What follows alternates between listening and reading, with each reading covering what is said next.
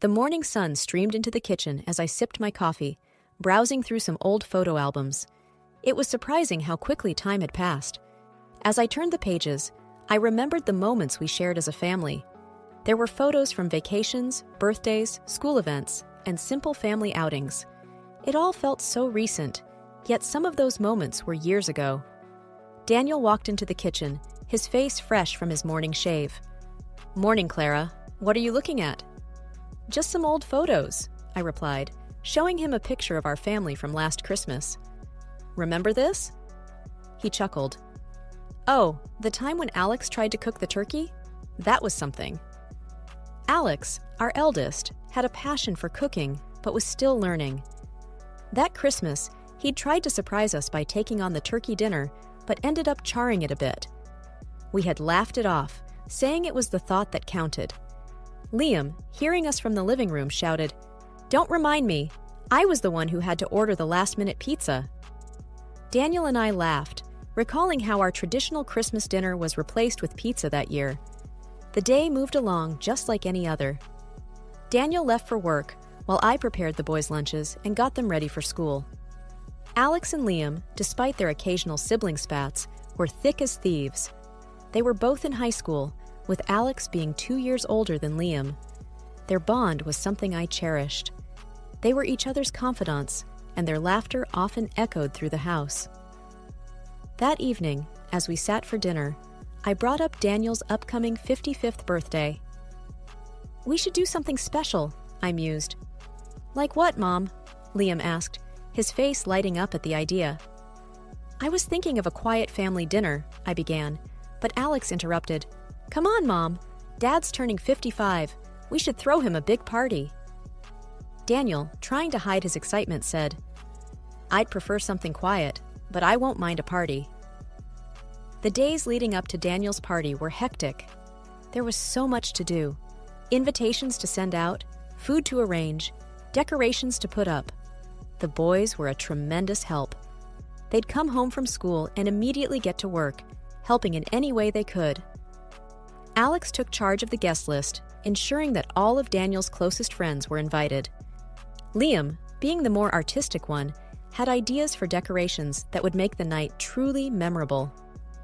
One afternoon, as I was on my way to pick up the cake, I received a call from Ella. "Hey, Clara," she began, her voice sweet. "I heard about Daniel's party. Can I come?" Ella was a distant relative, a cousin's daughter, I believe. She was much younger, in her early 20s, and had often visited us during her childhood.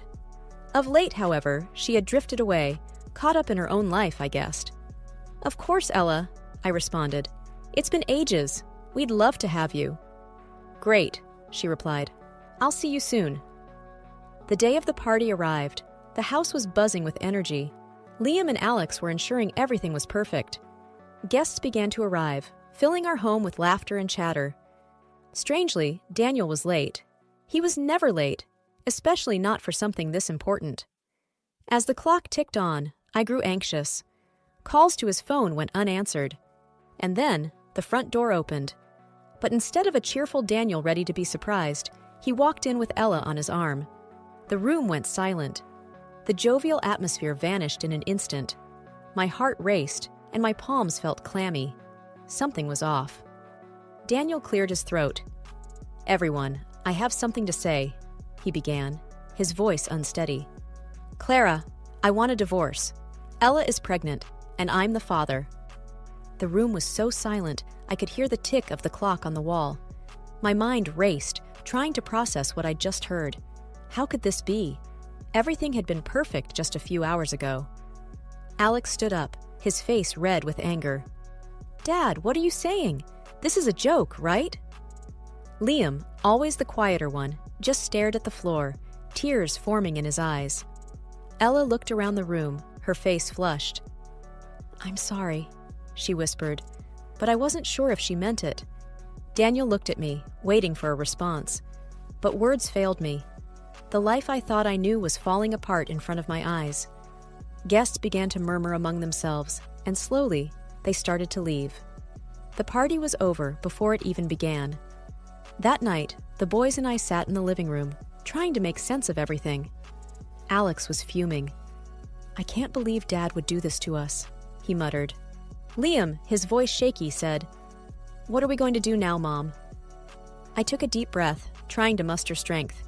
"We'll figure it out, boys. We always do." But deep down, I was as lost and scared as they were.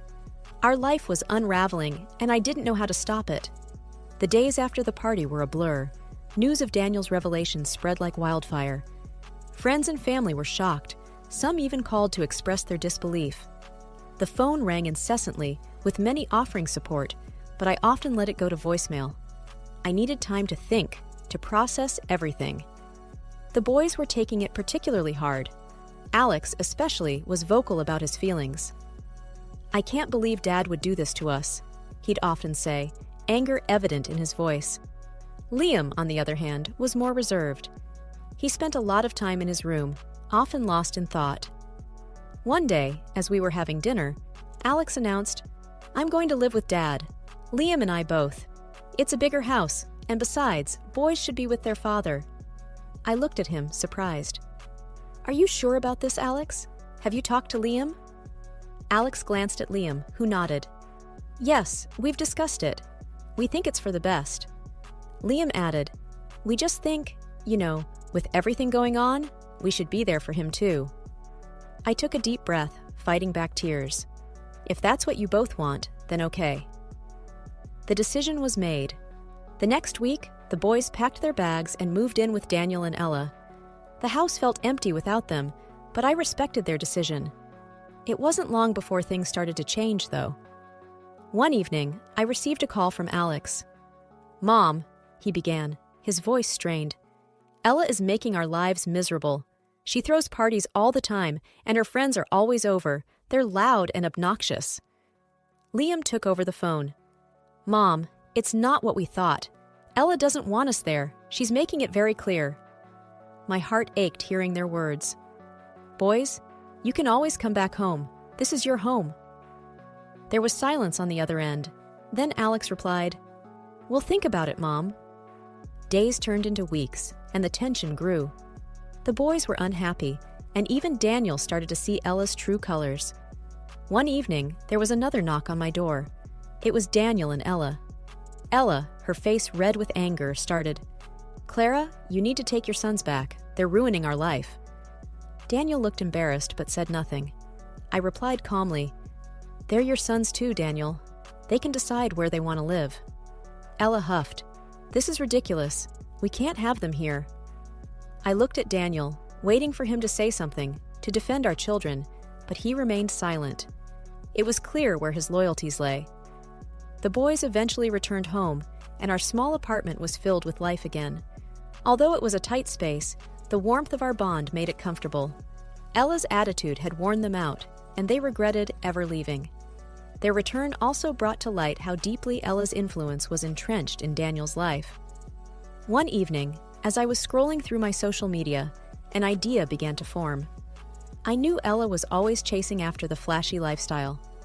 Her posts were filled with pictures of expensive items, fancy dinners, and luxurious vacations. I wondered if I could use this to my advantage. "Boys," I called out, gathering them in the living room, "I have an idea." Alex looked curious. "What is it, Mom?" "I think it's time we take matters into our own hands. Ella's been having her fun, but it's time we expose her for who she really is." Liam raised an eyebrow. "How do you plan on doing that?" I explained my plan, detailing each step. "I'm going to create a fake profile of a rich, successful man. If Ella is as shallow as I think she is, she'll take the bait." Alex smirked. "This could actually work, but what's the end goal?" I took a deep breath. "I want to show Daniel her true colors. I want him to see that she's using him, that she's not the angel he thinks she is." Liam looked hesitant. "It's risky, Mom. What if you get caught?" I nodded. "I know, but it's a risk I'm willing to take." With the boys' help, we set up a profile, complete with pictures of a handsome, wealthy-looking man, luxurious vacations, and high-end cars. We named him Max Sterling. Within a day of creating the profile, I sent Ella a friend request, which she quickly accepted. I wasted no time and sent her a message. "Max, Hey, came across your profile. You have a stunning smile. Ella responded almost instantly. Ella, thank you, Max. Your profile looks impressive. Businessman? Max. Yes, I dabble in a bit of everything. Real estate, stocks, you name it. By the way, are you single? Ella replied with a wink emoji. Currently in a situation, but nothing too serious. Why do you ask? Max. Well, I'm looking for someone to accompany me to some events. I could use a beautiful woman by my side. Ella's response was swift and eager. Sounds tempting. Tell me more. And so, our pen pal affair began. Ella opened up about her life, and as I'd predicted, she didn't have many kind words about Daniel. She talked about how she was just in it for the money and the luxurious life. She even mentioned faking her pregnancy to tie him down. But the worst came when she referred to me as her silly aunt and laughed about how easily she had played everyone. I had all the evidence I needed. One evening, the doorbell rang. It was Daniel. He looked worn out. Clara, can we talk? He asked, his voice breaking. I let him in. We sat in silence for a while. Finally, he spoke. I think I made a mistake. Ella is different. I smirked. Oh, you have no idea. We gathered in the living room of the house I once called home. The heavy drapes held back the evening sun, casting the room in a subdued light, matching the somber mood. Daniel looked apprehensive, constantly glancing at the front door. The boys sat rigidly, their faces reflecting a mix of anger and anticipation. Ella entered, her confident demeanor suggesting she was expecting a very different gathering. What's all this? She questioned, her eyes narrowing as she scanned the room, landing on me. Before anyone could reply, Daniel, with a newfound courage, handed her the tablet. You should see this. She frowned, scrolling through the conversation. Her confident stance faltered, replaced with growing panic. She looked up, her gaze darting between Daniel and me, realizing she had been caught. Is this your doing? She spat, directing her anger at me. Ignoring her accusation, I asked calmly, Is it true, Ella? Were you just using Daniel for his money? And the pregnancy? She laughed, though there was no humor in it. Why should it matter? He was an easy target. Alex, unable to contain his anger, shot up. You played with our lives for your own selfish reasons. Ella smirked. Should have kept your noses out of my business then. Liam, ever the mediator, tried reasoning. You could have just been honest from the start. Why play this game? She looked defiant. Because it was easy, and I got what I wanted. He was just a stepping stone. Daniel, his voice shaking, finally spoke. Did you ever care about me? Even a little? She shrugged nonchalantly. You served a purpose. That's all. With those final cold words, she stormed out, leaving a trail of destruction in her wake. There was a heavy silence. Daniel looked utterly broken, his world shattered. I sighed. I'm sorry, Daniel, but you had to know. He nodded, tears streaming down his face. I was so blind. Alex looked at his father, his voice firm. You made your choice, Dad. You decided to trust her over us. Liam added, echoing his brother's sentiments. Actions have consequences. Daniel sat there, crushed by the weight of Ella's betrayal and his own decisions. And while it was painful to watch, neither I nor my children felt any sympathy for him. I found myself back at the house just a few days after the revelation. This time, it was to discuss the terms of our divorce. It felt surreal. The house, which once echoed with our shared dreams, now stood as a testament to our broken trust. The boys were adamant they wanted to be present, to ensure things were fair. They had grown so much during this time, standing firm and supporting me. Daniel looked even more worn out, as if the weight of his mistakes was physically pushing him down. He started, Clara, I can't begin to express how deeply sorry I am. Save it, I cut him off. This isn't about apologies. Let's get to business. Liam took out a piece of paper. We've listed out what we think is a fair division. We don't want more than we deserve, but we certainly won't accept less. Daniel skimmed through it, then looked up, hesitating. Clara, the house. I thought we could sell it and split the money. Alex snorted. Why? So you can give half to Ella? I intervened. No, the house stays with the boys and me. You have other properties. You won't be left homeless. Daniel tried again. It's just that the house holds memories for me too. Memories you were willing to tarnish by bringing Ella into our home, I retorted. He looked down, defeated. Fine, I won't contest it. The conversation moved on to other assets, bank accounts, and investments. It was a grueling process, bringing up more raw emotions. Every time we hit a roadblock, one of the boys would step in, reminding Daniel of his responsibilities. Finally, after what felt like hours, we reached an agreement. The boys and I would retain the family home and most of the joint savings. Daniel would keep his personal assets and the vacation home. As we were about to leave, Daniel spoke. Clara, I know I don't have any right to ask, but can we ever find a way to move past this? Not as a couple, but maybe, someday, as friends?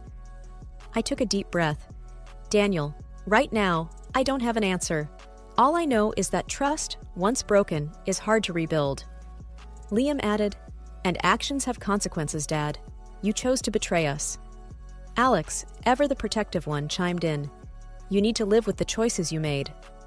Daniel nodded, tears glistening in his eyes. I understand. Our move to the apartment was surprisingly smooth.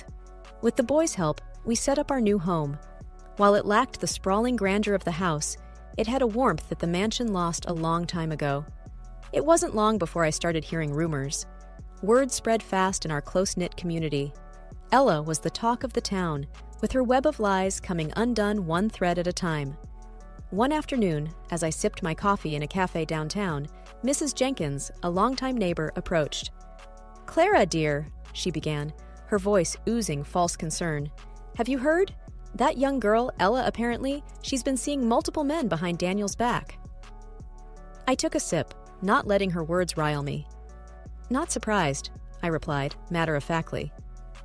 Mrs. Jenkins leaned in closer, as if sharing a state secret. And it's not just that. They say she never was pregnant to start with. I raised an eyebrow. Well, that's something. But honestly, Mrs. Jenkins, it's no longer my concern. She looked taken aback. Oh, but dear, it's such a scandal. I met her gaze, unwavering. A scandal I have no part in. Now, if you'll excuse me, I have matters to attend to. As the days went by, more revelations surfaced. Ella's escapades became the stuff of legend. The latest was about her being involved in some shady business deals.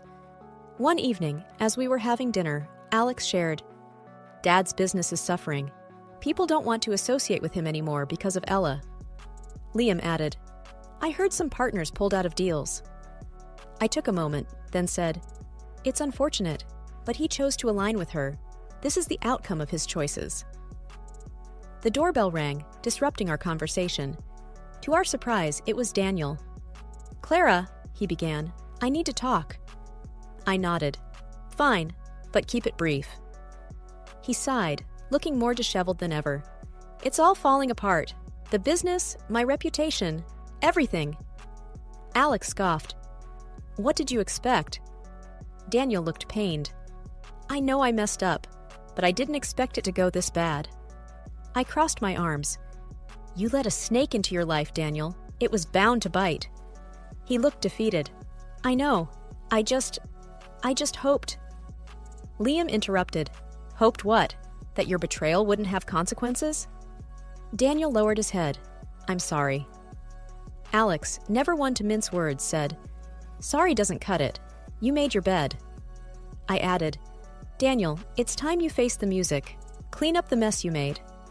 He nodded, turning to leave. Thank you for hearing me out. The days turned into weeks, and then months. The boys adjusted to their new school and made new friends. We no longer heard or talked about Daniel's misfortunes. Our focus was on the future, not the past. One morning, as I prepared breakfast, Liam walked in with a letter in hand. It's from the court, he announced, his face giving nothing away. I opened it and skimmed through. The final verdict of the property division was in. The judge ruled in our favor. Most of the assets were awarded to us. Alex peeked over my shoulder. Wow, that's a lot more than I expected. I nodded. Yes, but remember, material possessions are fleeting. Our real wealth is here, I said, tapping my heart. With family. Liam smiled. Couldn't agree more, Mom. The doorbell rang, and Alex went to answer. It was Mr. Wilson, our former gardener from the mansion. He looked different, happier. Clara, good to see you. I brought you these. He handed over a basket of fresh flowers. From your favorite part of the old garden. Tears filled my eyes. Thank you, Wilson. This means a lot. He grinned. I heard about the verdict. I'm glad justice prevailed. I nodded. Thank you for sticking by us, even after everything. He waved it off. You were always kind to me. Besides, everyone knew what Ella was about. It was only a matter of time. We chatted a bit more, reminiscing about the old days before he left. The boys and I sat down for breakfast, the aroma of fresh flowers filling the room. Alex broke the silence. Mom, have you thought about what we'll do now? Liam added, with the assets and all? I took a moment. I've been thinking. Perhaps it's time for a fresh start, somewhere new. We can sell the house, the cars, everything. We'll have enough to start over. Alex looked intrigued. Where were you thinking? Somewhere by the coast. Always loved the sound of waves. Liam beamed. I'm in. Alex chuckled. Yeah, me too. We started planning our move. A new place, away from the shadows of our past. It was exhilarating. A few weeks later, we packed our bags and headed to our new home. A quaint house overlooking the sea, where mornings started with sunrises and nights ended with the soothing sounds of waves. One evening, as the sun painted the horizon in hues of gold, Liam joined me. You know, Mom, this is the best decision we ever made. I smiled, looking out at the vast expanse. Yes, sometimes endings are just new beginnings in disguise. Liam wrapped his arm around my shoulders. Here's to our new beginning. I sighed contentedly. Here's to us. And as the sun dipped below the horizon, we looked ahead, our hearts full of hope, ready to embrace whatever lay ahead. All right, everyone's presentations are done. Nick, the manager, said as he tried to move the discussion forward. Excuse me, I haven't. I recently found out something. Nick interrupted me and began to speak. There's apparently someone in this department who didn't graduate high school and is just a part-timer. Meetings should be for employees only. Absolutely right. His lackey, Mike, of course, agreed with Nick. I'm leaving. After leaving the meeting room, I started to shut down my computer. I noticed that an email had arrived, not in my personal inbox, but in the company's shared email. Thinking, there's no point in speaking up, no one will listen, I went home quietly. The next day, I heard a commotion from Nick's desk. He was staring at his computer screen, his face pale. Nick? Is something wrong? Mike looked at the screen with him. And he turned even paler than Nick. Why is he so angry? Knowing the reason for Mike's distress, I thought to myself, serves them right. My name is Adam. My mother passed away when I was in the 9th grade, and I was raised by my father. Well, you could hardly call it being raised. After my mother passed, my father changed. He drowned his sorrows in alcohol, and though he still went to work, he squandered our living expenses on horse racing. Because of that, I had to start working part-time as soon as I entered high school. Every month, I went to the convenience store with bills in hand that couldn't be auto-deducted from my father's account. Even though I endured it because I didn't want to be alone, I reached my limit in my second year of high school and dropped out. I found a live-in job at a distant inn. Thank you for everything. The day I left home, my father, still staring at the TV, spoke. Take care. That was our last conversation. Back then, 18 wasn't the age of majority, so I needed my father's permission to work, and I couldn't hide my place of employment. Yet, my father never visited me even once. I kept working just to survive, and before I knew it, I was 42. Years of hard work paid off, and I was transferred to the headquarters. I was thrilled to be recognized by the company, as I thought I'd be working in the field until retirement due to my lack of formal education. Listen up. Our work can change the future of our employees. Don't drag us down. On my first day after the transfer, Nick, dressed in an expensive suit, spoke sternly. There was a reason for this. Our inn was located in a prominent tourist destination, known so well that everyone in the state could sing its commercial jingle. At its peak, we had 5 locations within the state. But that was long ago. Due to financial difficulties and aging facilities, only the place where I had worked for many years and the original establishment remained. I was prepared to lose my job anytime, but now there was a glimmer of hope. With the rise of social media, the tourist area where the inn was located started gaining attention again. Depending on how hard the sales department, where I was transferred, worked, we could either thrive or be forced to give up this prime location to the new hotel chains continuously popping up. For Nick, who had switched careers from another industry to strengthen our sales, this was a battle he couldn't afford to lose. I understood why he had to be strict. I will do my best. Nick sneered at my enthusiastic declaration. Did you not hear what I said? I'm sorry. I thought I was listening carefully. Out of habit from years of customer service, I apologized reflexively, though I had no idea what had offended him. Someone was watching me with a smirk. In this department, there are those who are expected to excel and those who have been shoved here because they have nowhere else to go. You are the latter. It was Mike, the section chief. He's 7 years younger, at 35. But he was called to headquarters much earlier than I was and had been moving around within the headquarters ever since. I'm not jealous, but I can't accept that he's my boss. Graduating from a prestigious university, he has an unusually high pride and caused many problems as a newbie, making things very difficult for me when I was the front desk leader. When I found out Mike was transferred to the sales department a month before me, I was disheartened. Mike is right. With just a middle school diploma, there's not much you can do. Don't even think about achieving results. As if I didn't exist, Nick remarked, I'm thirsty. Mike eagerly ran to the coffee maker. It seems Mike is Nick's lackey. I regretted being happy about my transfer to headquarters, wishing I had stayed on site forever. Send a direct mail to every company on this list by the end of the day. Nick only assigned me tasks that even a new graduate could handle. What? There are over 1,000 companies. You want me to send to all of them by today? Yes, if you and your fellow misfits split the work, even those with nowhere else to go should finish by today. I glanced at the employees typing away expressionlessly. They were worn out from customer service, only thinking about leaving on time, or were women reassigned after having children, with zero motivation for work. Even Sam, a new graduate from the same university as Mike, who was supposed to be among the expected achievers, had no enthusiasm for the job, having joined the company wanting to do customer service. I don't care what they say, I plan to quit anytime, he said. Only Nick and Mike were highly motivated, making all the decisions between the two of them. I originally only wanted to work at the inn to survive and had no particular attachment to this job. I swallowed my words, thinking I had no right to reprimand them. About a month after the transfer, Nick told us with a frustrated look. To commemorate the 50th anniversary, we've decided to create a plan exclusive for one group per day. Originally, Mike and I were supposed to come up with it, but our president, Mr. Thompson, insists on hearing everyone's opinions. So, you all get a chance. As Nick explained, Mike began handing out prints. Make sure not to embarrass Nick.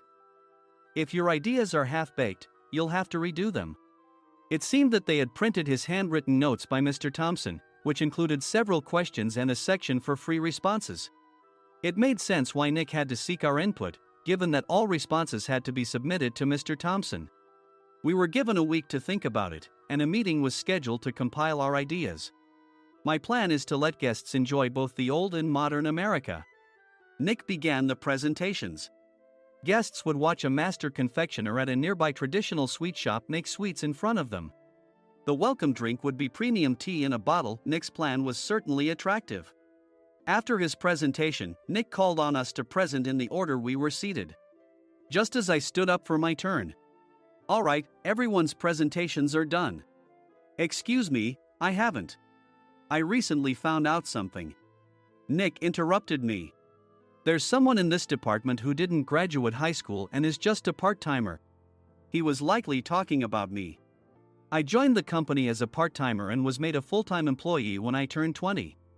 That was 20 years ago, so Nick and Mike probably had no chance to know until recently. Meetings should be for employees only. Absolutely right. After that, Nick kept creating opportunities to solicit everyone's opinions, purposefully excluding me from speaking. The meeting unexpectedly heated up and went past the scheduled end time. A few people asked to leave, and the discussion continued with the remaining few. Still here? Normally, you'd leave in that situation. Though I had no attachment to the job initially, hearing kind words from customers made me want to make them happier. For someone like me, with nowhere to go, the inn was my home and customer service was my life. I felt pathetic about my current self. I'm leaving. I left the conference room and started shutting down my computer. I noticed an email had arrived, not in my personal inbox, but in the company's shared email. Thinking no one would listen to what I had to say anyway, I quietly went home. The next day, while preparing the DM as instructed, I heard a commotion from Nick's desk. In his haste to stand up, he hit his knee on the desk. He stared at his computer screen, his face pale. Nick! What's wrong? Mike, thinking he should be the first to rush over, approached Nick while still wearing his coat. He peered at the screen with Nick. And he turned even paler than Nick. Why is he so angry? Who is responsible for this company? Nick, more irritated than ever, asked, and Mike answered without checking. Probably Sam. Sam wasn't there because he was attending a morning training session for new hires. Nick gave up on getting angry and returned his gaze to the screen. They were looking at an email that arrived right after the end of the working day yesterday. Apparently, no one, including me, had checked it before leaving. The email was from a large company that used us for their annual employee trips. The president and executives of that company also frequently used our services personally. President of the company, Mr. Mason himself had declared that neither he nor his company would ever use our services again. Well, some companies cancel their employee trips or stop using our services due to financial struggles. Let's just move on. Mike kept wiping the sweat from his forehead with a handkerchief. Knowing why Mike was so agitated, I quietly watched their interaction. Do you know how much revenue we get from that company? We can find other guests to fill the rooms, but we'll lose the banquet costs, gift shop revenue, rental car fees, and more. Moreover, the gifts were supposed to be prepared by the traditional confectionery shop involved in Nick's proposed plan. If it's known that we incurred such a huge loss at this critical time, Nick's position in the company would be jeopardized. Nick took a deep breath, seemingly trying to calm himself. All right, Mike. Go to New York right now and apologize to Mr. Mason. What? You're coming with me, right? I have urgent work to do. I trust you, which is why I'm entrusting this to you. Please. Mike, believing Nick's sincerity, agreed with a determined look on his face, saying, yes. That's Nick for you. Even if Mike went to apologize, Nick would shift all the blame onto him if the client didn't change their mind. Well, it was Mike's fault to begin with, so it served him right. About 3 hours later, Sam answered a call from somewhere and repeatedly apologized, saying, I'm very sorry. Everyone watched to see what was happening. After ending the call, he informed Nick with a weary tone. When Mike arrived at the client's company, he only made things worse, further infuriating Mr. Mason. He was demanding, get his boss here immediately. It was no wonder Sam was exhausted, dealing with such a call right after returning from training. What is that idiot doing? All right, Adam, you're coming with me. If sacrificing Mike didn't work, then I must be next. Normally, I'd want to refuse at all costs, but I saw an opportunity in this situation. If I can be of assistance, I'd be happy to join you. I immediately followed Nick, and we flew to New York.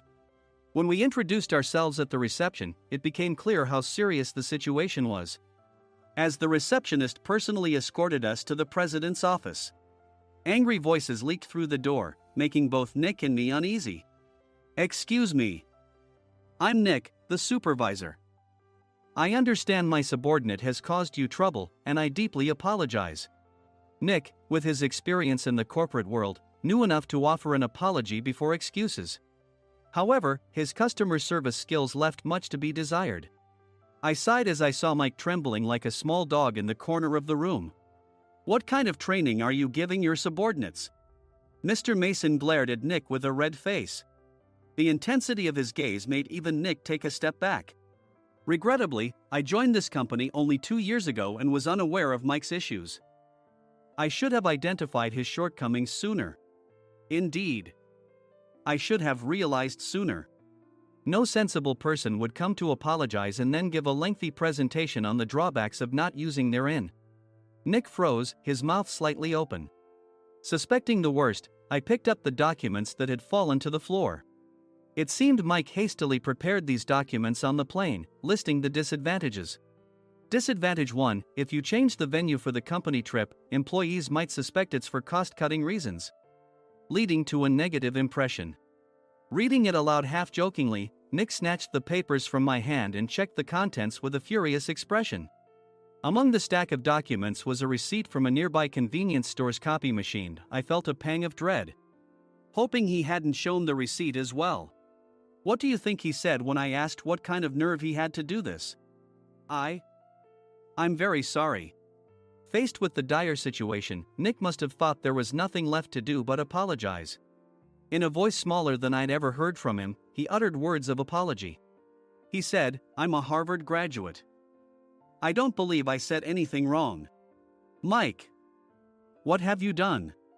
Forgetting his plan to pin the blame on Mike, Nick yelled loudly, even in front of Mr. Mason. "I didn't do anything wrong." "You're still saying that? Look at him." Mike pointed at me with a shaking hand. "I was assigned to headquarters in my 20s and now I'm a section chief. This guy only made it to headquarters at 42. Everything I've done proves I was right. So why are we losing the contract?" Having said his piece, Mike collapsed to the floor. "Of course. You were sent there because you had nowhere else to go." Mike never expected to hear such words from someone he looked down upon. He lunged at me, and Nick hurriedly stepped in to stop him. "Mr. Thompson told me Mike is a quick thinker, and to take good care of him." There's no way he was pushed aside. "Don't make things worse here. He didn't say quick thinker, he said only quick-witted, didn't he?" I don't remember that part." I recalled the many troubles Mike caused when he was a newbie. When Mike was on the front line, his pride was so high that he never apologized to customers. Customer service, especially in our job, doesn't work alone. It brings both good and bad situations. If the front staff or housekeepers made mistakes, or the cleaning company didn't properly clean a room, one had to apologize to the customers regardless of personal fault. Mike, in such situations, would never apologize, insisting he wasn't at fault. This often angered customers, and as the front desk leader, I frequently had to apologize on his behalf. He caused complaints and disrupted operations, which is why he was quickly moved to headquarters. In departments where he didn't interact directly with customers, his quick thinking was beneficial and things went well. But it seemed his flaws were starting to show. Corporate reservations are supposed to be entered into the system by the sales representative. But a quick check yesterday revealed that more than 10 items were missing from the client's reservation. The handover document clearly stated what needed to be prepared. Why didn't you enter it into the system? Why do we have to give them special treatment? Filling rooms near the banquet hall, setting up all the food in advance. Specifying the brand of wine, they're too demanding. No wonder he always angered customers, I thought, feeling a headache coming on. Grouping them in rooms near the banquet hall is for our benefit too. It makes it easier for the staff to set up beds and serve breakfast since everyone's schedule is synchronized. As for the other requests, Mr. Mason suggested them to lighten our load. I didn't know that. Nick finally seemed to realize that Mike was the one who had angered the client. What did you say to them? I just told them we wouldn't give them special treatment anymore. We shouldn't waste effort on things that don't bring in money. I was utterly exasperated at his lack of understanding of customer service. Of course, we shouldn't comply with unreasonable demands. But carrying over successful practices from past stays makes customers feel remembered and enhances their experience. Good memories encourage repeat visits. That's part of our job. I looked down at Mike, who was sitting on the floor. In our job, nothing is a waste. Mr. Thompson likely moved you to the sales department, hoping you'd finally understand this. How do you think he feels now that you failed to meet his expectations? Mike, tears in his eyes, fled the president's office. I was amazed he still hadn't apologized. You have it tough, Adam. It's okay, we're all employees of the same company. I deeply apologize for this disrespectful incident. Especially after all the care you've shown us. If it weren't for you, Adam, I really would have stopped staying here. When I heard you were moving to the sales department, I was willing to reconsider if you handled it. Seeing us talk so amicably, Nick's face contorted. Do you two know each other? Adam's service is excellent. I always requested him specifically. Normally, we don't accept specific staff requests, but we made an exception for Mr. Mason, adjusting my shifts accordingly. He had personally stayed at our hotel just before my transfer, and during casual conversation, I mentioned, I'm moving to the sales department soon. If I hadn't told him then, things could have been much worse. Please continue to take care of us. I look forward to it. On the return flight, Nick awkwardly offered me a can of beer. It's still working hours. Of course, I had no intention of forgiving him for a single beer. Nick might try to pin everything on Mike and avoid any consequences. While pondering this, a startling fact came to light. Nick, the tea bottles for the plan have arrived. I handed Nick a bottle labeled with our inn's name. They look good. What are you talking about? These are plastic bottles. I had assumed we would use the trendy, high-end bottling tea. But what arrived were ordinary plastic bottles of tea with customized labels. The only unique aspect was the label, which had the inn's name, making it look customized. Upon further investigation, I discovered that a substantial amount of money was set to be paid to the tea company. It was priced like bottling tea. Does this plastic bottle really cost $100 each? The tea inside is specially blended for us. The extra cost is for that. Wouldn't it be better to use another tea company? Or is there a specific reason we must use this one? As Nick continued to make excuses, I showed him a printed email. I informed the tea company's president, Mr. Mitchell, that we discovered irregular payments and he confessed. He said you two were high school classmates and planned to split the extra money. That idiot. Why did he confess? That's not important. You should worry about yourself, this could turn into a police matter. Opening the bottle cap, I suggested. How about calming down with this tea? It supposedly has a relaxing effect. Nick drank the tea frantically. In the following days, decisions were made about their fates. Mike was reassigned to the General Affairs Department, with no chance of transfer or promotion, as per Mr. Thompson's orders. As for Nick, since the payment to the tea company hadn't yet been made, he narrowly avoided legal trouble. Instead, he was encouraged to leave the company, and to avoid further complications, Nick submitted his resignation. Rumor has it that connections between HR departments have made it difficult for him to find new employment. Even though it was good to have those two gone, something unexpected happened in the sales department. Everyone became motivated and united in refining the 50th anniversary plan. In the end, my plan was adopted. We collaborated with the Tourist Information Center to provide personalized guides. The plan, tailored to the number of guests, was truly special for the 50th anniversary. Hey, is Adam's family coming to stay? I immediately booked that special plan for my family. Sam noticed it on the reservation list and quickly picked up on it.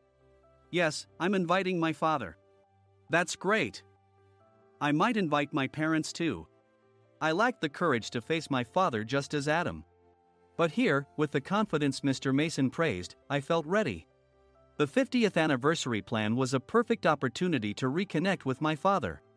I hoped to bring back the days when we could laugh together as we once did.